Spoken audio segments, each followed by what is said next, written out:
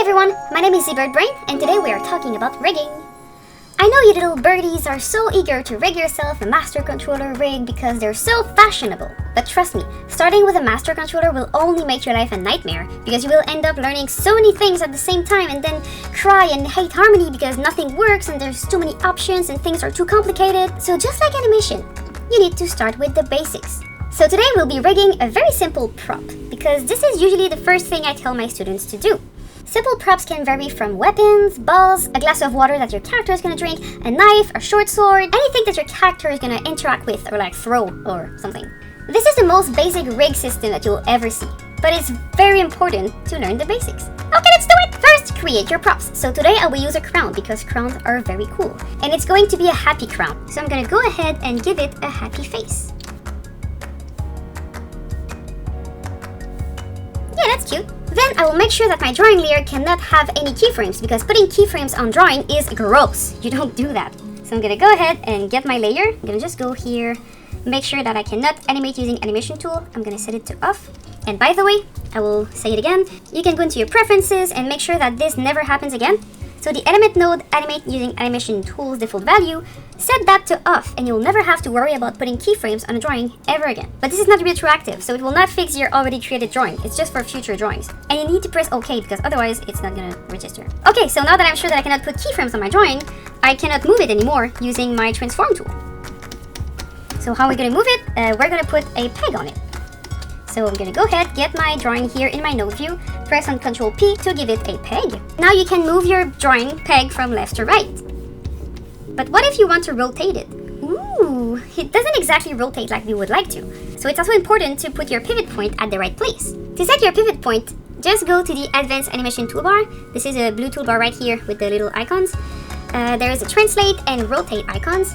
You can use one of these two to move your pivot point around. It works with both Translate and Rotate, but I tend to prefer Translate because you're less likely to move your peg instead of your pivot point. And what I mean by that is that when you click on Translate, it's a bit easier to just grab the blue dot, which is your pivot point, and place it where you want. The Rotate is great because if you look, it gives you like the parameter of your drawing, so it's easier to center it. So if you have like a ball or a circle object, it's really easier. But it's also easier to catch the arrow instead and move your peg, and it's a bit annoying. So that's why I usually take the Translate and I just place my peg where I want. But where is the right area? So where to put your pivot point? This is where studying rigging and trying a few things really helps. Depending on what you're rigging, the pivot point will not be in the same place. Usually for a prop like that will maybe bounce on the floor, I would prefer to put it where the foot are, just like a master peg. Because then it's easier to just whoop whoop, make it bounce around like that. So when you move your pivot with one of these tools, it is permanent.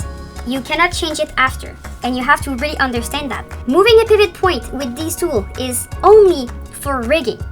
And if you're animating your own rig, maybe you can like move it to accommodate your scene, but do it at the very beginning of your scene because once you have animation, if you move that pivot point, the whole animation will be based on that new area and you're gonna mess up your whole animation. There's no way to like fix it. It's gonna be like messed up unless you place it back to where it was.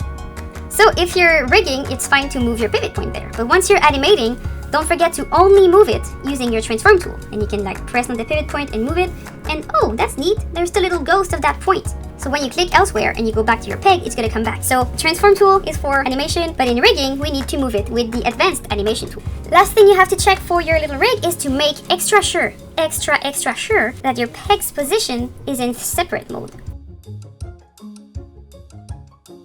So this would be like your master peg. So this is like to make your props animation. So if I have a crown that is bouncing, I can like put a keyframe here.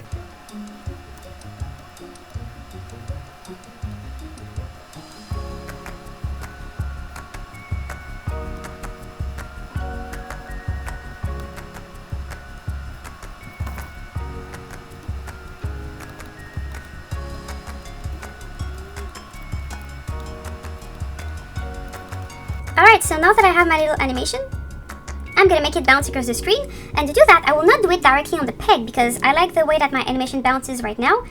So if I want to make some little adjustment, I'll be able to do it directly on this peg, and I'll keep the trajectory on another peg. So this is how you will get a little kind of baby rig with your prop, because you have your peg that contains your animation, and then you'll have a peg that will be the trajectory.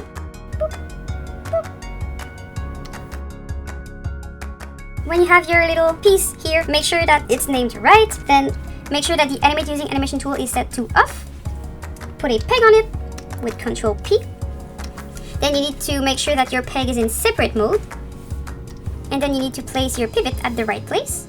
And voila, this is how you put a peg on a drawing, so that you can then have a cute animation of your